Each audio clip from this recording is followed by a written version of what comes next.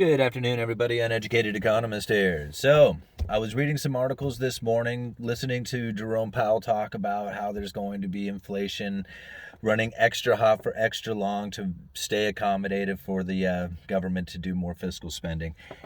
Same talk that they have had for a long time. And really, the only thing that I see differently is what they are going to do when inflation starts to come, or at least their idea of it. And the more I listen to the Federal Reserve and the more I listen to economists and the more Federal Reserve speeches I find, really it's not going to come down to prices, because we already see the price asset inflation. We're seeing home prices go off the charts. We're seeing plenty of consumer prices. People are telling me and mentioned down in the comments all kinds of price hikes that they see. Obviously there's inflation taking place, but not in the eyes of the Federal Reserve, and they need to see inflation a little differently than what you and I, as an average worker out there trying to, stretch our paycheck as far as we can get it. The Federal Reserve looks at things much differently, and they see those asset price inflation. They see the house prices going up. They know that's a problem. But they also know that they are mandated to do two things. One, to keep the stable prices, and two, to keep full or maximum employment. And they are not doing a very good job at that full or maximum employment. And the little bit of full and maximum employment that they do achieve is the only time that they really react with the higher interest rates. So this is what they are trying to really say, is that they are not going to raise interest rates when we have that full or maximum employment. That's what they're really trying to say. Not, waiting for prices to go up or anything else like that. It's waiting for employment. And now, when I think about this for a little bit, with the amount of MMT talk and the amount of people who say that the jobs are going away and that they're not coming back, it really leaves the idea for that UBI to come in, it really leaves it wide open. I mean, it just seems like all the talk is gearing us up for it. In fact, I was listening to a guy, and I didn't even ask him about it. He just mentioned it. I with the stimulus checks, or the stimulus pays that came out, I got mine direct deposited. A lot of other people did too. A buddy of mine got his on a debit card, and he said, "You know what it read on there?" He says that in future stimulus payments or something of that nature. And I said, "They're talking about future stimulus?" And he said, "Yeah, they mentioned it in the letter." And I wish he had kept it and given it to me. And I'm sure there's probably plenty of you guys who know exactly what I'm talking about in this. But it's almost as if they know that they're going to do more stimulus in the future. The Federal Reserve has got the idea of how to deal with the next downturn, and as far as dealing with stimulus packages going out through digital payments. I've done videos on it in the past. They really want to set it up with a special bond, where these bonds sit idle. They're not sold, they're just sitting there waiting to be deployed.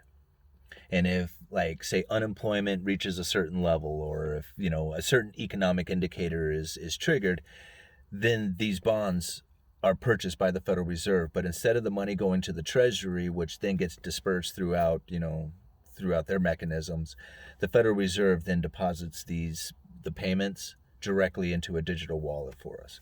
They have this idea already set up, so they're working on the plans for it. So it's just a matter of time. But then there's always the idea that interest rates could rise, right? And that it's not necessarily the Federal Reserve trying to raise interest rates; it's the demand from the world, and it can happen in two directions. I mean, you think about it: the world could just seek out dollars, much like right now Venezuela, right? I don't know if you guys have heard about this, but Venezuela is now trying to figure out how it is that they can deploy U.S. dollars into the country without just completely destroying the bolivar. I mean, this is taking place right now. They know the dollar is being used, their black market. They want their part. And they know they have to do something with the dollar inside of their banking systems, inside their markets, if they want to tap into that. Because the dollar runs rampant through Venezuela. And so they are going to dollarize Venezuela. Not de-dollarize, dollarize. Now, I don't want to get into all the political stuff that happened over in Venezuela. I'm just talking the economics portions of it. And this is what's happening right now. And so this is demand for dollars. And there's countries all over the world, nations all over the world, who are in that exact same position. Not exactly the same position as Venezuela, but in the same position as demand for dollars and dollarizing. Because you have to have the dollars if you want to do world trade. So when I look at the Federal Reserve and I think about them raising rates, they're not going to do it unless they have full employment, maximum employment, whatever that is. And until then, they're going to stay accommodative with the low interest rates. But that U.S. 10-year Treasury, that's not necessarily the Fed's, not necessarily in the Fed's control. They do have a mechanism called yield curve control, where they'll pick out a particular, maturity on the durations of all the treasuries and say we're not going to allow this to go over a certain yield, and they'll buy up as many as it takes in order to make sure that yield doesn't exceed that particular mark. And now when I read about this back in, what was it? Oh, geez, they did it back after World War II. They did yield curve control for quite some time. And many of the statements that were made about it back then was that the Federal Reserve really didn't have to do much at all, and that the investors knew that if the yield got up to that certain level that the Fed would step in, and that they would front run the Federal Reserve before it really had a chance to do anything about it. And they didn't have to purchase much at all. Yield curve control for the Federal Reserve was actually a very affordable tactic, but it had to have that credible threat going, which they did, and it worked for a long time. So things the Federal Reserve is going to do can change wildly. I mean, I didn't expect all those, lending facilities to pop up during the, back in March when everything started locking down. I mean, they came up with those things quite rapidly, and I had no idea that was in their playbook at all. They didn't make that up just on the spot. They knew about that. They had that ready.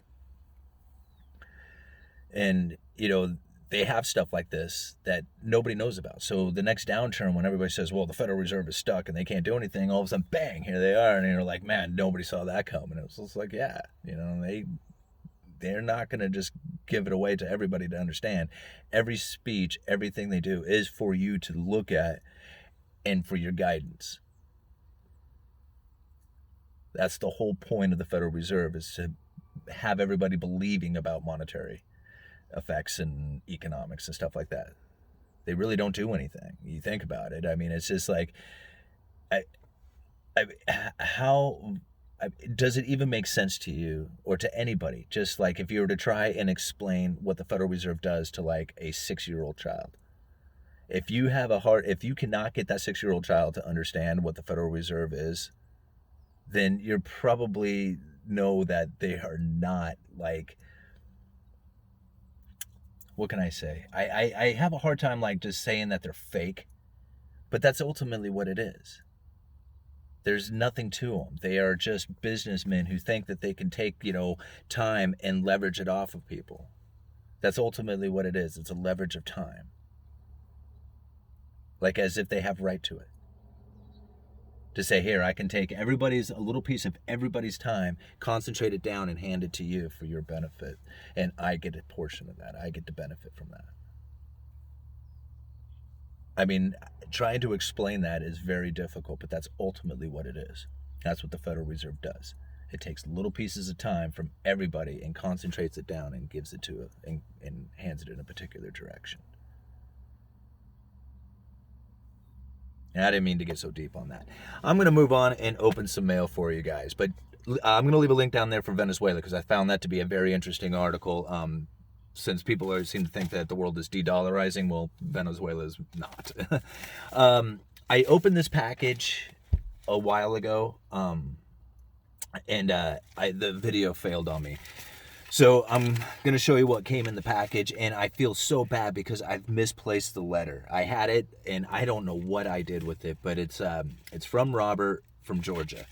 And he sent me some of the coolest stuff here. First of all, he sent me, and I'm a little nervous about the Trezor, just because, you know, not knowing much about Trezor wallets and stuff like that. I don't know how secure it is when somebody gives you one. Not that I don't trust you, Robert, or anything like that. It's just that, you know, if you got the possibility of having millions of dollars in the future all tied up on a little device that could be like hacked from you. So anyway, love to hear you guys' thoughts about the Trezor wallet. So please leave your comments down there below about that. And then I also wanted to show you this cool coin that he had got me. I was really shocked. I was like, no way did you give me a gold coin. But it's a gold-plated coin, but still this way cool. 100 mil thick. I don't think I have a gold-plated coin like this kind of style, so this is cool for the collection. I very much appreciate it, and I was looking at it. The detail is actually really nice on it, so very much appreciate that. Thank you. And then you guys know I love pocket knives, and Robert sent me the coolest pocket knife. And when I first looked at it, I'm like, man, I don't even know, is this thing even legal? But check this thing out. Bang! Isn't that badass? Oh, man, that was so cool. I showed that to my boys and they just about pooped themselves. All right. So this one, Mondazi Books. So, to the Uneducated Economist from Nathan. Ooh, sharp too. Nice. All right.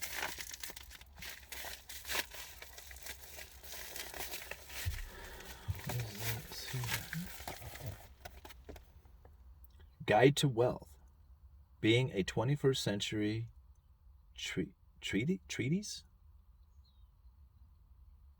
on what it takes to live a rich life. Oh, here we go. Oh, it's this receipt. Okay. Well, very cool. Attention to detail. Well, this looks like it's actually a pretty easy reading book. It's short pages, which are nice for me because if I can probably blast through pages, it might make me feel a little bit better. You guys know, I've said it many times on the videos that I have a reading comprehension issue where like reading more than 10 minutes is like my mind just blasts off and I'm just like daydreaming, even though like I'm focusing, I'm reading the words, but my mind is gone. And so I have about 10 minutes that, like, that's why reading articles is really good for me, because I can, it's about as long as I have as far as an attention span. And that's how I get my information for the most part. And yeah, when I do research, when I try to do any kind of deep research, it is really difficult for me. So I have to like really read and then sit there and think about it and then go back and reread it to make sure that I actually read what I was reading, Anyhow, let's see what the next one is. And thank you very much. Thank you. I really appreciate the book. And I put it in the collection of stuff. And I really do envy those people who can read like really well, like blast through books or like read that book this week or whatever. And I would love to be like that. And I do have a few self-help books that you guys have sent me that should help me out with that I need to read but haven't yet done. So anyhow.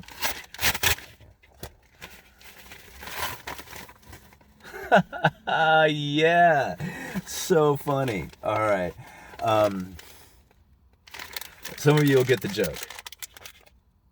All right, some of you get the joke. So over on the community page, if you're checking out the Uneducated Economist for the first time, if you go over to the go to the channel, check out the community page. I had purchased a pack of peanuts for $1. Later I found out that when I looked at the receipt, I only paid 81 cents for it, or 79 cents or something like that for it. But I thought I had paid $1 for this pack of peanuts, and it had 16 peanut M&Ms in it. That's this pack of peanut M&Ms that I bought. So anyway, that's where the joke comes in. Very funny. Who is this from? It just says Real Mail. But it looks like it's... Wow. This came from overseas? Interesting. Dear Uneducated Economist, liking your work on YouTube. It is nice to get the point of view from somebody that is actually a working class person compared to the atypical middle to upper class person that rarely steps foot in the real world where 98% of us actually live. I thought I would send you a small Christmas present after seeing what $1 peanut M&Ms is like in your country. This is what $1 worth of peanut M&Ms looks like in the United Kingdom. Man, you Americans are getting ripped off on candy. Enjoy your sweet and keep up the good work. Andy from the UK. Andy, thank you so much. I will share those with my boys when they get out of school here in a little bit. They love these things, and I love peanut M&Ms as well. They're like my favorite thing. It's like the peanut is the best thing that has ever happened to an M&M. Anyway, guys, really appreciate the mail call stuff. I really appreciate everybody who has sent me tips on PayPal.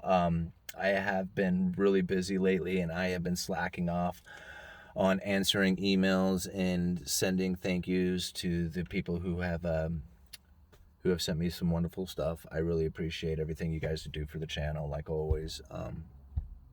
I was thinking about it again the other day that, I was talking with the family about it, and it seems like it's almost like unreal, like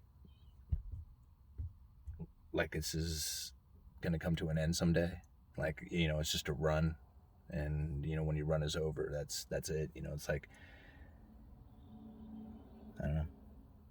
But, I know there's a few thousand of you that are hardcore fans that have been with me from the beginning, and you pop up every once in a while in the comments section, and I know you guys are there, even though I don't see your comments all the time, and I really appreciate it, guys. This is I said it before, and I don't know how else to say it, but YouTube is really changing my life, and I cannot thank you enough. Uneducated Economist, you guys let me know.